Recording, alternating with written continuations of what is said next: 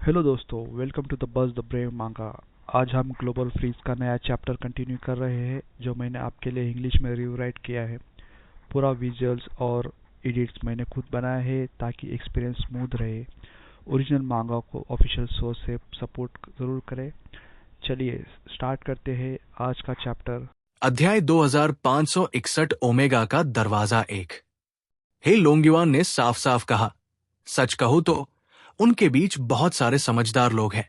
वे भी जानते हैं कि असली दुश्मन ड्रकर है, यानी वे 7 महापाप 7 डेडली सिंस।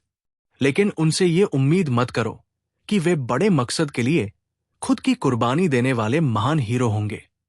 उन्हें छठी पीढ़ी की मानवता की रक्षा करने की कोई जरूरत महसूस नहीं होती। इसके बजाय वे तुम्हें एक मौके की तरह देखते हैं। जांग यी ने भौहें सिकोड़ी। कैसा मौका? हे लोंगयुआन ने उसे गौर से देखा। ओमेगा दर्जा हासिल करने का मौका। हवा अचानक भारी लगने लगी। जांग यी ने यह शब्द पहली बार नहीं सुना था। कई प्राचीन कहानियों में ओमेगा को एक पौराणिक चीज माना जाता है, जिसे चरम या जीवन का अंतिम अंत माना जाता है। जांग यी ने आंखें सिकोड़ी। क्या आप इसे और साफ तरीके से समझा सकते हैं? हे लोंगयुआन ने सिर हिलाया। ओमेगा का तुम्हारी इंसानी भाषा में मतलब है अनंत, इन्फिनिटी। ताकत के मामले में इसे अब सुपर पावर इंडेक्स से नहीं मापा जाता, क्योंकि उसका अब कोई मतलब नहीं रह जाता।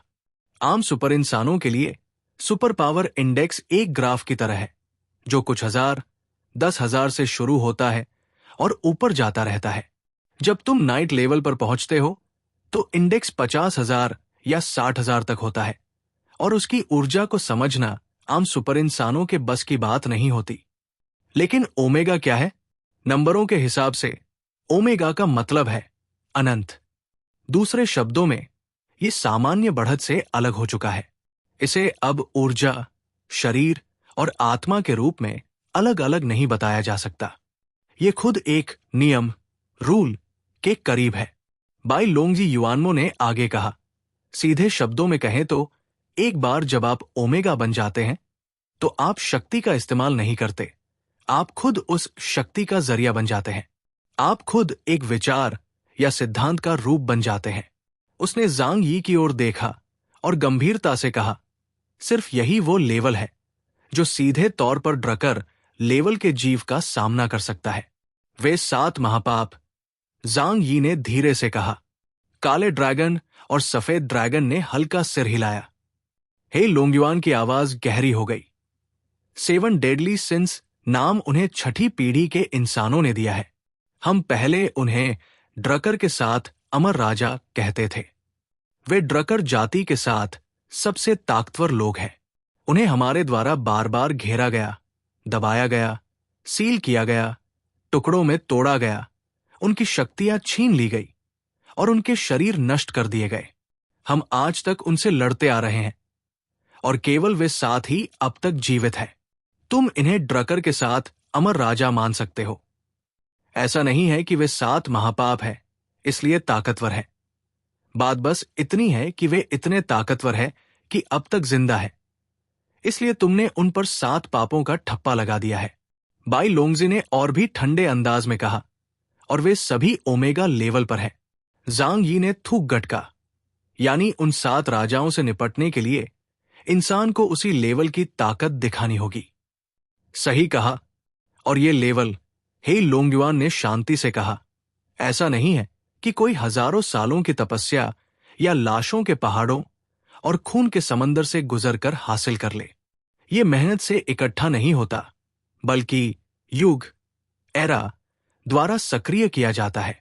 युग के सक्रिय होने का मतलब है कि जब युग एक खास मोड़ पर पहुंचता है तो बनाने वाला, क्रिएटर, दरवाजा खोलता है और ड्रकर का मुकाबला करने के लिए पूरी दुनिया के नियमों को ढीला कर देता है। उस थोड़े समय के मौके के दौरान कुछ जीवों के पास ओमेगा बनने का रास्ता खुल जाता है।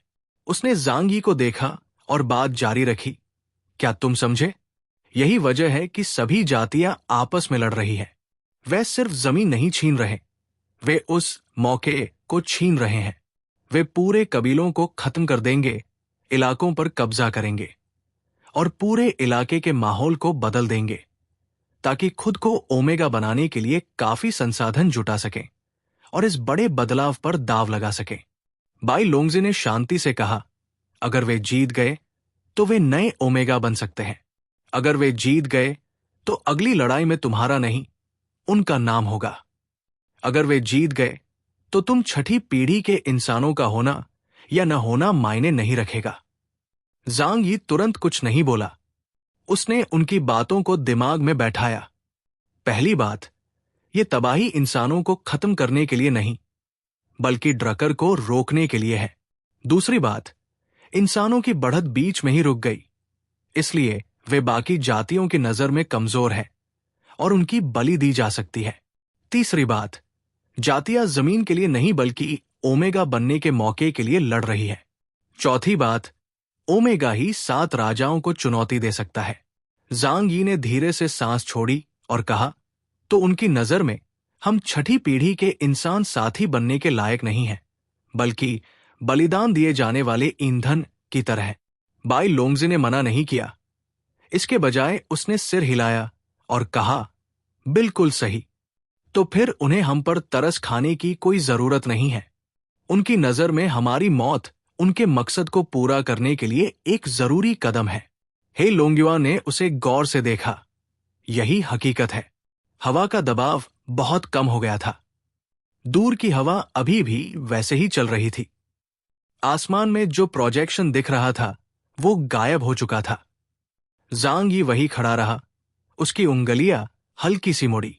उसने काले ड्रैगन और सफेद ड्रैगन की ओर देखा और एक सच्ची मुस्कान दी, ऐसी मुस्कान जो दिल से आई थी। ये कोई खुशी वाली हंसी नहीं थी, बल्कि ऐसी हंसी थी जो कह रही थी, ठीक है, मैं समझ गया, मैं समझ गया। उसकी आवाज स्थिर थी। तो अब मुझे जो करना है वो बहुत आसान है। पहला, मुझे ये पक्का करना होगा कि हुक्सु साम्राज्य को बलिदान की तरह इस्तेमाल न किया जाए। जो भी हम पर दाव लगाना चाहता है उसे पहले मुझसे गुजरना होगा।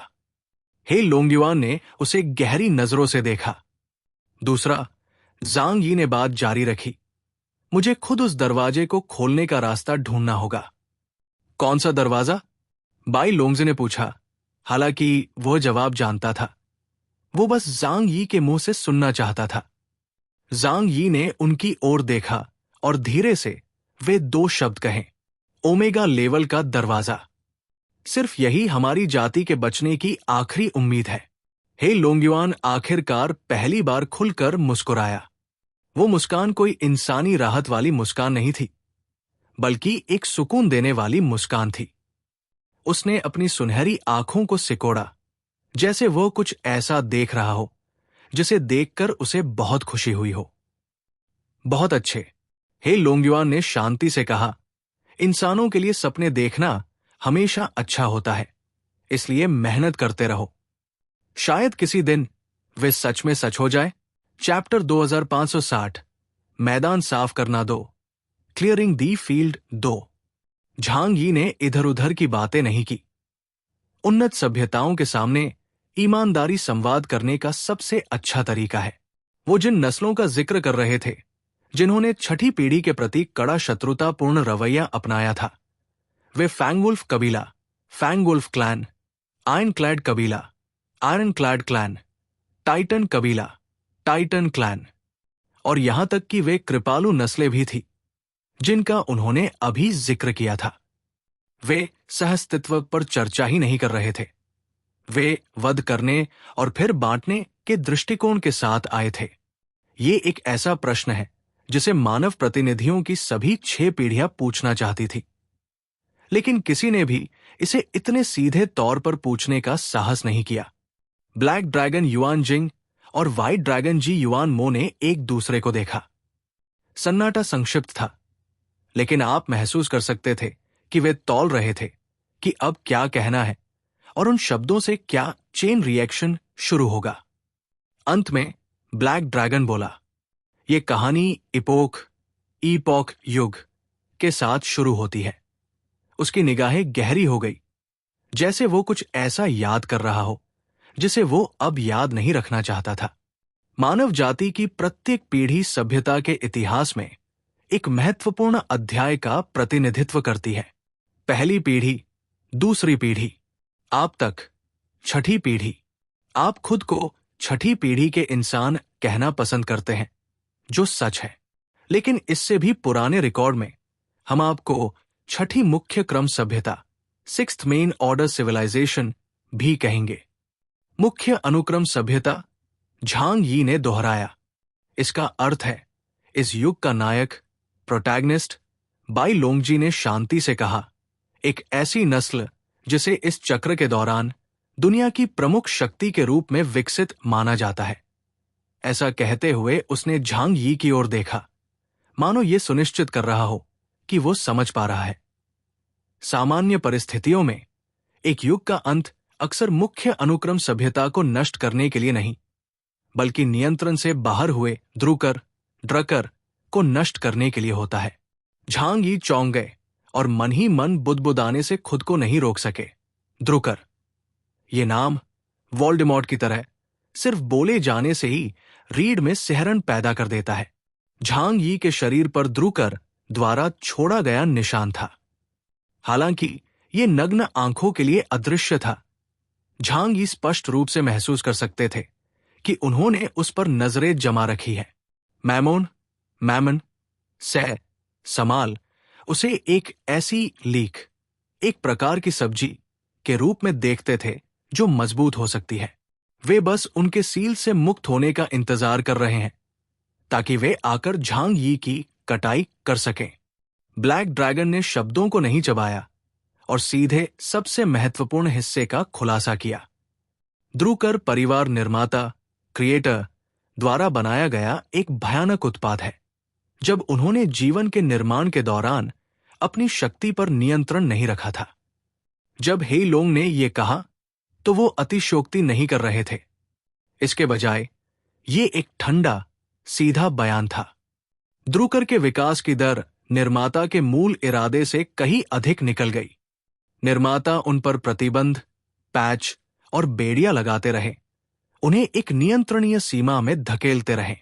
हालांकि परिणाम यह हुआ कि निर्माता द्वारा लगाए गए बाद के सभी पैच का कोई प्रभाव नहीं पड़ा। झांग यी चुप रहे। बाई लोंगजी ने जारी रखा, जब भी द्रुकर एक निश्चित सीमा तक फैलता है तो युग को उखाड़ फेंकना और फिर से शुरू करना पड़ता है। तथाकथित कयामत, तथाकथित सतह की सफाई और तथाकथित सभ्यता रीसेट आपकी तथाकथित मुख्य अनुक्रम सभ्यता को मारने के उद्देश्य से नहीं है। वो सब तो चाकू तोड़ने के लिए है, द्रुकर को दंडित करने के लिए। वो रुका, फिर ठंडे स्वर में बोला, सीधे शब्दों में कहें तो सर्वनाश, अपकलिप्स द्रुकर के लिए है, आपके लिए नहीं। झांग यी ने अपने होंठ भींच लिए, अवचेतन रूप से उस क्षण को याद किया जब सर्वनाश शुरू हुआ था। अत्यधिक ठंड उतर आई, जीवन विलुप्त हो गया, आपदाएं बाढ़ की तरह बरसने लगी। अनगिनत जीवन नष्ट हो गए और पूरा ग्रह ऐसा था जैसे मांस पीसने वाली मशीन में धकेल दिया गया हो। पता चला कि यह सिस्टम रीबूट नहीं था, यह विलुप्ति की चेतावनी थी। लेकिन हम तो केवल थोड़े समय के लिए ही रहे हैं, उन्होंने धीरे से कहा। छठी पीढ़ी ने अभी तक वास्तव में अपनी सभ्यता प्रणाली के अपग्रेड को पूरा नहीं किया है। उनका तकनीकी स्तर अभी एक महत्वपूर्ण बिंदु पर पहुंचा था। उनकी असाधारण प्रणालियां अभी व्यापक होना शुरू हुई थी और सर्वनाश आने से पहले उन्होंने एक एकीकृत वैश्विक सरकार तक हासिल नहीं की थी। इतनी जल्दी क्यों? आपके तर्क के अनुसार निर्माता को हमें बढ़ने के लिए कुछ समय देना चाहिए था, जब तक कि हम द्रुकर का सामना करने से पहले मेज पर बैठने के योग्य न हो जाते। बाई लोंगजी ने अपनी निगाहें थोड़ी झुका ली, मानो वो एक निश्चित उत्तर को बाहर धकेल रहे हों। अत्यंत शांत स्वर में उन्होंने एक ऐसा अनुमान पेश किया जो किसी को भी सहज नहीं करेगा, क्योंकि इस बार द्रुकर लोग बहुत तेजी से बढ़ रहे हैं। ये लगभग आ ही गया है, भले ही हम मूल योजना और प्रक्रियाओं का पालन करें। जब तक सर्वनाश व्यवस्थित तरीके से आएगा, तब तक बहुत देर हो चुकी होगी। वे उस स्तर तक पहुंच जाएंगे जिसे निर्माता भी समय से पहले नहीं दबा सकते। इसलिए दुनिया का अंत समय से पहले आ गया है। झांग यी ने अपनी पीठ पर हल्की ठंड महसूस की। उन्हें आखिरकार एहसास हुआ कि समस्या कितनी भयानक थी। सर्वनाश इसलिए नहीं है क्योंकि मानवता की 6 पीढ़ियों ने गलतियां की, बल्कि इसलिए कि ध्रुकर निर्माता के नियंत्रण से बाहर थे। 1 मिनट रुकिए, उन्होंने अपना हाथ उठाया। आपका मतलब है यह सर्वनाश प्रक्रिया का एक समयपूर्व व्यवधान, प्रीमैच्योर इंटरप्शन है? हे लोंगयुआन ने सिर हिलाया। इसे समझने का ये एक तरीका है। 6ठी पीढ़ी के मनुष्यों का ये समूह अभी बड़ा भी नहीं हुआ है और सर्वनाश को समय से पहले टाल दिया गया है। क्यों? यह आपको मारने के लिए नहीं है, बल्कि युद्ध के मैदान को जल्दी से रीसेट करने और उन सभी उच्च स्तरीय युद्ध बलों को वापस लाने के लिए है जो पिछले युग, उससे पहले के युग और उससे भी पहले के युग में जीवित थे, ताकि वे सीधे ध्रुकर के खिलाफ लड़ सकें। दूसरे शब्दों में 6 पीढ़ियों को इस युग का नायक होना चाहिए था, जिनके पास बढ़ने, विस्तार करने, एकीकृत होने, संसाधनों को नियंत्रित करने और अंततः अंतिम दुश्मन का सामना करने का समय होता। लेकिन इस बार ऐसी कोई प्रक्रिया नहीं है। बाई लोंगजी ने कहा, निर्माता ने सीधे दिग्गजों को वापस लाने के लिए बटन दबा दिया। हम सभी को जगा दिया जो पिछले और उससे पहले के युग के अवशेष है, और हमें सीधे आपके युग के मंच पर खड़े होने की अनुमति दी। केवल एक ही उद्देश्य है, ध्रुकर पुनरुत्थान युद्ध को दुनिया को नष्ट करने से रोकना। जहां तक आप 6ठी पीढ़ी के लोगों की बात है, जिनके पास परिपक्व होने का समय भी नहीं था, क्षमा करें, आपके पास कोई बफर समय नहीं है। आकाश और पृथ्वी निर्दयी है। सभी चीजों के साथ पुआल के कुत्तों, स्ट्रॉ डॉग्स जैसा व्यवहार करते हैं। निर्माता को किसी भी पीढ़ी के जीवन या मृत्यु की परवाह नहीं है। उच्च प्राणियों की दृष्टि में उनका अस्तित्व महत्वहीन है। यहां आज का चैप्टर एंड होता है। मुझे उम्मीद है आपको ये पसंद आया होगा। कृपया मेरे गेमिंग चैनल को भी सब्सक्राइब करें। मैं सर्वाइव करने और कंटेंट बनाते रहने की कोशिश कर रहा हूं। आपका सपोर्ट मेरे लिए बहुत मायने रखता है। थैंक्स। ये था आज का चैप्टर। आपको एपिसोड कैसा लगा कमेंट में ज़रूर बताएं। अगर आप मांगा स्टोरीज एंजॉय करते हैं तो वीडियो को लाइक करें और बस द ब्रेव मांगा को सब्सक्राइब करना मत भूलिए। मिलते हैं नेक्स्ट चैप्टर में। Thank you.